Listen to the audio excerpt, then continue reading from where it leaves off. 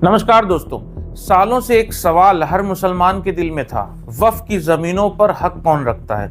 और आखिरकार supreme court में वो दिन आने वाला था जब देश को जवाब मिल जाता, लेकिन फैसले से ठीक पहले तारीख टाल दी गई। क्यों? क्या वाकई कोई नहीं चाहता कि सच सामने आए? दोस्तों, आज के वीडियो में हम लोग इसी बात का खुलासा करेंगे कि ऐसा क्यों हुआ। तो वीडियो में बने रहिएगा। इस वीडियो में हम आपको बताएंगे कि ये वक्फ बिल और सुप्रीम कोर्ट केस क्यों हर भारतीय को प्रभावित करता है और क्यों इसका फैसला इतना महत्वपूर्ण है। वीडियो को अंत तक जरूर देखिएगा, क्योंकि जो आप जानने वाले हैं वो शायद ही आपको कहीं और बताया जाएगा। सरकार ने वक्फ संपत्तियों के प्रबंधन के लिए 1995 के कानून में बदलाव किए थे, जिसे विपक्ष और मुस्लिम संगठनों ने धार्मिक स्वतंत्रता और मौलिक अधिकारों के उल्लंघन का मामला बताया। यह संशोधित कानून 3 अप्रैल को लोकसभा और 4 अप्रैल को राज्यसभा से पास हुआ था और 5 अप्रैल को राष्ट्रपति की मंजूरी के बाद लागू हो गया।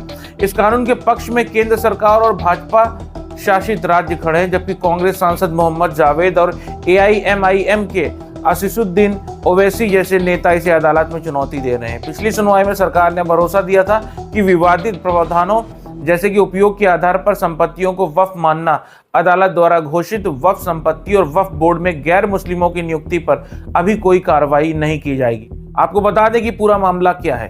सुप्रीम कोर्ट में वक्फ संशोधन कानून 2024 को चुनौती दी गई है। याचिकाकर्ताओं का कहना है कि यह कानून संविधान के अनुच्छेद 25, 26, 29 और 30 का उल्लंघन करता है। इस कानून के खिलाफ कांग्रेस, AIMIM, मुस्लिम संगठन और कई NGOs ने याचिकाएं दायर की हैं। सरकार की ओर से सॉलिसिटर जनरल तुषार मेहता और याचिकाकर्ताओं की ओर से कपिल सिब्बल ने दलीलें दी हैं। आइए जानते हैं कि कौन कौन से संवैधानिक अधिकारों पर सवाल उठ रहे हैं। पहला, अनुच्छेद 25 यानी कि धार्मिक स्वतंत्रता का अधिकार। हर नागरिक को अपने धर्म को मानने, उसका पालन और प्रचार करने की आज़ादी है। याचिकाकर्ताओं का कहना है कि सरकार अगर वक्फ संपत्तियों पर कानून बनाकर उसमें दखल देती है या अगर गैर मुस्लिमों को वक्फ बोर्ड में शामिल किया जाता है तो यह धार्मिक स्वतंत्रता का उल्लंघन होगा। दूसरा जो है वो अनुच्छेद 26 यानी कि धार्मिक संस्थाओं के संचालन का अधिकार। धार्मिक समुदायों को अपनी संस्थाएं चलाने, संपत्ति रखने और उनका प्रबंधन करने का अधिकार है। याचिकाकर्ताओं का आरोप है कि जो नया कानून धार्मिक संस्थाओं के प्रबंधन में सरकार का हस्तक्षेप बढ़ा रहा है, इससे धार्मिक समुदायों की स्वायत्तता खत्म होती है। तीसरा जो है वो है अनुच्छेद 29 यानी कि अल्पसंख्यकों की संस्कृति और भाषा की सुरक्षा। हर समुदाय को अपनी संस्कृति, भाषा और परंपरा बनाए रखने का अधिकार है। आपत्ति यह है कि अगर धार्मिक संस्थाओं के अधिकार छीने जाते हैं तो उनकी सांस्कृतिक पहचान भी खतरे में पड़ सकती है, ऐसा याचिकाकर्ताओं का कहना है।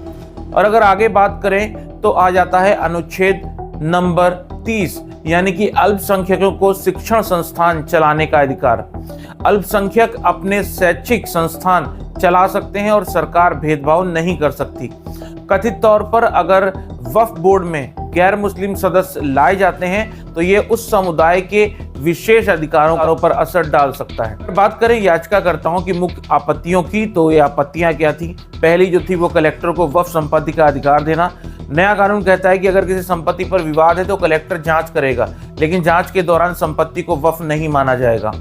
याचिकाकर्ता कहते हैं कि इससे पुराने वक्फ की संपत्तियां खतरे में पड़ सकती हैं। दूसरी जो आपत्ति है वो है वक्फ बोर्ड में गैर मुस्लिमों की एंट्री, यानी कि पहले वक्फ बोर्ड में सिर्फ मुस्लिम सदस्य होते थे, अब गैर मुस्लिमों को भी विशेष सदस्य के रूप में शामिल किया जा सकता है। याचिकाकर्ता कहती हैं कि यह धार्मिक संस्थाओं की स्वायत्तता पर हमला है। तीसरा जो याचिकाकर्ताओं की आपत्ति है वो है वक्फ बाय यूजर हटाना, यानी कि पहले यह मान्यता थी कि अगर कोई संपत्ति लंबे समय से धार्मिक उपयोग में है तो वह वक्फ मानी जा सकती है, भले ही कागज उसके पास ना हो। अब यह प्रावधान हटाया गया है, जिससे पुराने धार्मिक स्थल जैसे कि 14वीं और 16वीं सदी की मस्जिद खतरे में है। सुप्रीम कोर्ट में वक्फ संशोधन कानून की संवैधानिकता को चुनौती देने वाली याचिकाओं पर सुनवाई फिर से 5 मई को शुरू हुई थी। यह मामला 2 हफ्तों से रुका हुआ था।